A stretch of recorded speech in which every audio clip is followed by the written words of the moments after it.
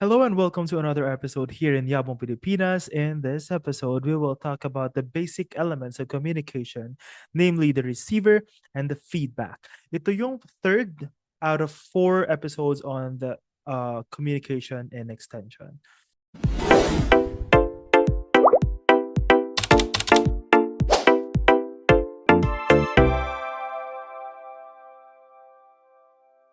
So if you haven't watched yung mga naunang episode, you can go back there para mas makita nyo sila. Ayan. Para yung flow ay mas maayos. Okay. So this is part 3 of 4 and we have the receiver and yung ating feedback. So ngayon, ang ating receiver, they are the people or the person or the group who receives the messages. Halimbawa na neto, ay yung ating mga farmers, yung ating mga fishermans. Ayan. So, receiver is the person or group who receives, decodes, and interprets the message sent by the source. So, halimbawa, sa agrikultura, we have the farmers, the rural youth, agricultural entrepreneurs, local leaders, or community groups. So, sila yung mga receiver natin in AgX. Communication is not complete until the receiver gets the message, exposure, understands it, comprehension, accepts or rejects it, evaluation, and acts upon it, application. Ayan. So here are some of the receiver characteristics. Una, psychological orientation. So dito papasok how a person's attitudes, beliefs, interests, and experiences affect how they receive and interpret messages. So each farmer filters information differently according to their experiences, needs, and level of openness to change. Kaya karaniwan, kunwari, ang karaniwan na parang sinasabi ng ating mga farmers is that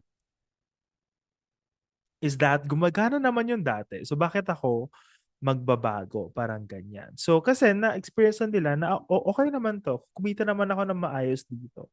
So why should I like go there and adopt yung isang teknolohiya na yon? So psychological orientation, how a person's attitudes, beliefs, and interests and experiences affect. The next one is selective exposure. So, under pala to ng psychological orientation. Meron kasi tayong mga factors then under psychological orientation. We have selective exposure.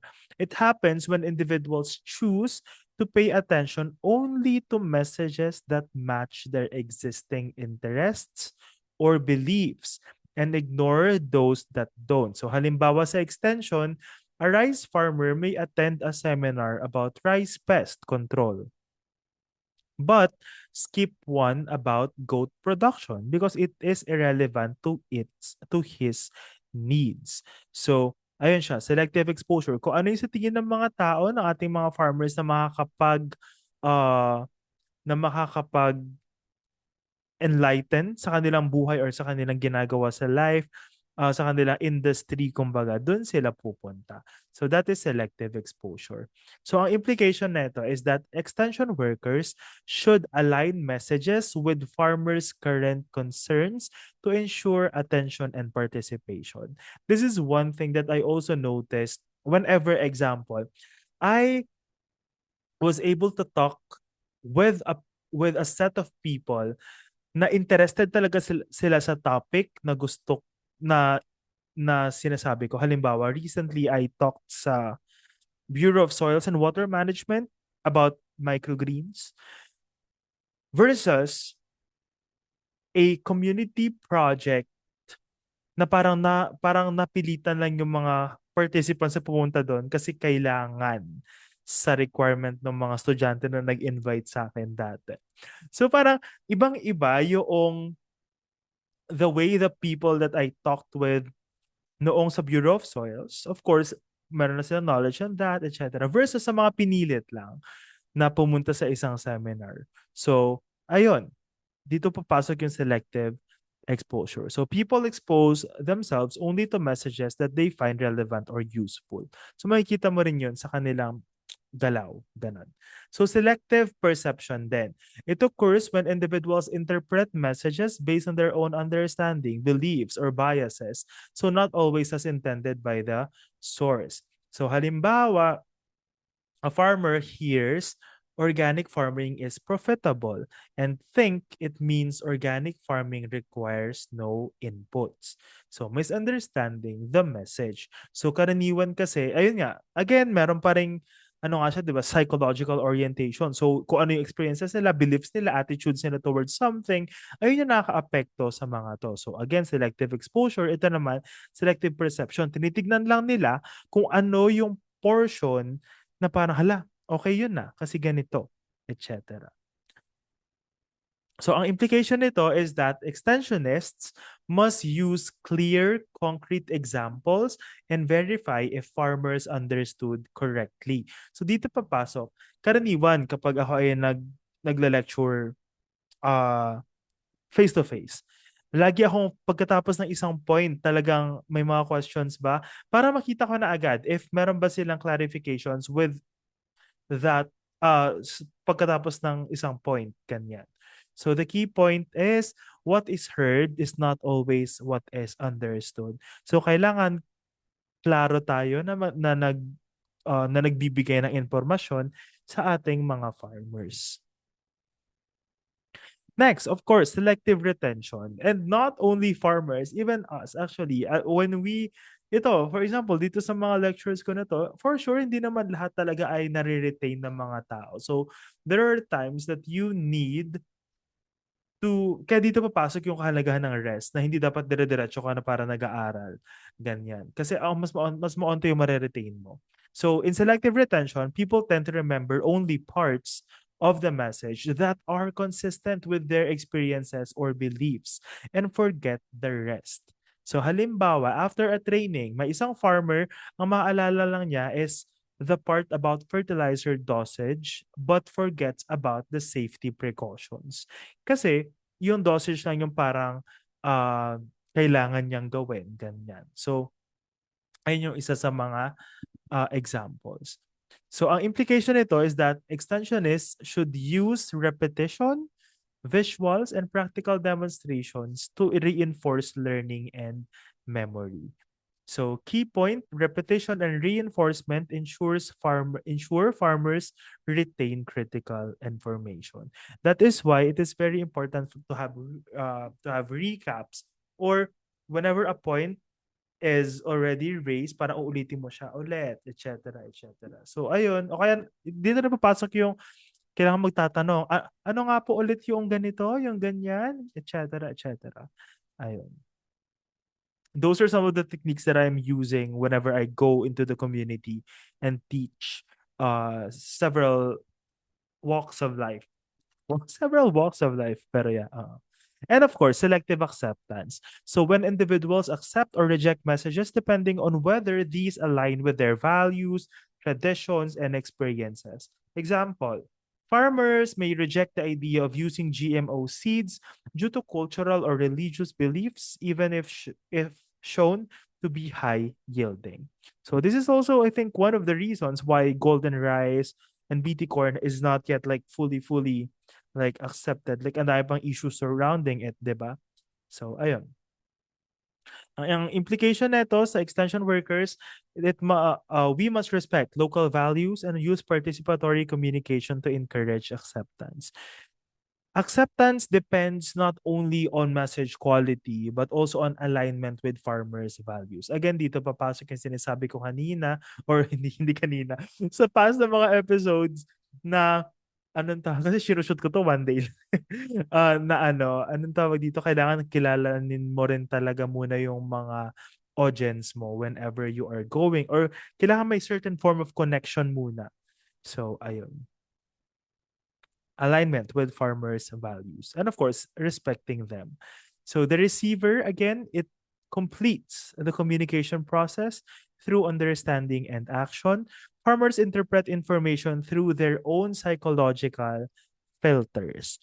Effective extension requires knowing the audience mindset, communicating with them, adapting the message accordingly, kung paano, kung kapag nalaman mo na yung mindset ng audience mo. Kaya ito, napakahalaga na whenever I accept speaking engagement, tinatanong ko muna, ano po ba yung audience? Bata po ba? Matanda po ba? Ano po yung age range? Ano po yung background nila? So, ayun, lagi kong tinatanong yun whenever magtatanggap ako ng speaking engagement. Ayun, para at least craft ko yung message ko, yung presentation ko based on their knowledge. Halimbawa, kung ang audience ay mga senior citizen, syempre hindi ka mag-6'7", 6'7" doon na mga joke na mga pang Gen Z, Gen Alpha, etc. So, contrary naman, kapag ang audience ko ay mga bata, syempre kilala nila yung mga yon. Alam nila yung mga recent trends, kumbaga. So, ayun, adapting the message accordingly, using repetition and relevance to aid retention. Repetition and relevance. Okay, the next element of the communication process is yung feedback. The feedback is the response of the receiver. So dito papasok yung question. Inadopt ba nila yung technology or yung bagong ibinigay mo or ano yung behavior nila? So doon papasok yung feedback. So the feedback mechanisms in agricultural extension allows the communicator to evaluate the effectiveness of the message and make necessary adjustments. So feedback. Dito papasok itong mga to. Forms of feedback, we have verbal, we have non-verbal, behavioral, written. So, sa verbal, ayun, questions during the training. Halimbawa, mayroong question. Kaya 'di ba napakahalaga when it comes to trainings na merong like Q&A or open forum at the end of it para makita natin if naintindihan ba nila or may mga clarifications pa ba sila, etc. Next is non-verbal. So, farmers' body language. So, dyan din papasok na, okay, habang nagsasalita ka ba, tumitingin na ba sila kung saan-saan or nakatingin pa ba sila sa'yo? Naka-lean in ba sila? Wow. Mo, naka-lean in ba sila kapag nagsasalita ka or parang nakaganyan sila tapos nakatingin sila sa ibang ano? So, those are non-verbal cues actually. Next is behavioral adoption of new practices. So, halimbawa, nag-talk kami about microgreens, in-adopt ba nung mga pinagtokan namin, kumbaga. So, ayun, behavioral. And written, evaluation forms, text messages, yung mga yan. Kaya usually sa mga projects, like for example, us in our microgreens project, whenever meron kaming talk, meron kaming evaluation form at the end, para at least malaman na, okay, speaker 1 ba, speaker 2, kamusta yung message, ano yung kailangang i-adjust, etc., etc. So the role of feedback and effective communication, it checks understanding. It ensures farmers grasp the message correctly. So tama ba yung pagkakaintindi ng ating mga farmers? So ayun yung mahalaga in kapag sila ay nagtatanong or nagka-clarify at na i-aidan mo or nasasagot mo yung kanilang mga tanong, yung kanilang mga confusions, ganyan. So next, it improves future programs. So ito na yung, for example, ginagawa namin sa Microgreens project na every after lecture namin, meron kaming evaluation forms para at least makita namin, okay, what are the things that we still need to improve in this set of topics? Okay ba yung mga topics na to, etc. Ano yung favorite na topic ng mga estudyante? Yung mga ganun na bagay. So, for us to also improve our delivery of that specific lecture series, kumbaga. It builds trust and relationships. Also, ayun, farmers feel heard and valued. Kapag meron kayong feedback, for example, even, for example, feedback sa mismong setup, masyado pong mainit, kaya hindi kami makapag-concentrate. Yung mga ganun na bagay, nakaka-apekto rin kasi yun sa pag-receive ng mga tao in terms of the communication. Pag-receive ng tao ng mga information. Ayun. So, builds trust and relationships. And it encourages two-way learning na yung farmers at saka yung extension agents, the people who are the sender of information, ay natututo sa isa't isa. Ayun, that is one thing na lagi kong sinasabi whenever I talk kasi hindi lang, or even sa mga students ko, no, nung mga nagtuturo pa ako sa university, as in, lagi kong sinasabi na as much as you can learn from me, I know that I can also learn from you. So, this is a classroom na safe kayo magsalita, safe kayo na magtanong, na kung tingin nyo mali or merong something na hindi okay sa mga sinasabi ko, sa mga tinuturo ko, na don't be afraid to clarify yung mga ganon. So those are some of the things na very important when it comes to effective communication. Yeah, so here are some of the types of feedback. First, we have the cognitive effect. So cognitive effect occurs when the message adds to the receiver's knowledge or understanding. So there is learning, but not necessarily action yet. So halimbawa, yung isang farmer nag-learn about the benefits of composting, pero hindi pa niya siya natatry. So nag-a-add lang, kumbaga, sa kanyang knowledge or understanding. The next one is neutralization. So neutralization, the receiver shows no clear change in attitude or behavior after receiving the message. So after a pest management seminar, some farmers still feel undecided whether to apply the new method. So neutralization, no change. So NN, neutral, no clear change. Next is the boomerang effect. When the receiver reacts opposite to the intended message, instead of being persuaded, they resist or reject it. A farmer becomes more opposed to chemical pesticides after hearing a talk promoting their safe use. So that is one effect, yung boomerang effect. Taliwas naman, you also have conservation. The receiver retains the original attitude or behavior unaffected by new information. Conservation. Example, an elderly farmer continues using traditional planting methods despite repeated trainings on mechanization. Next is yung attitude reinforcement, wherein the receiver's existing positive attitude is strengthened by the message.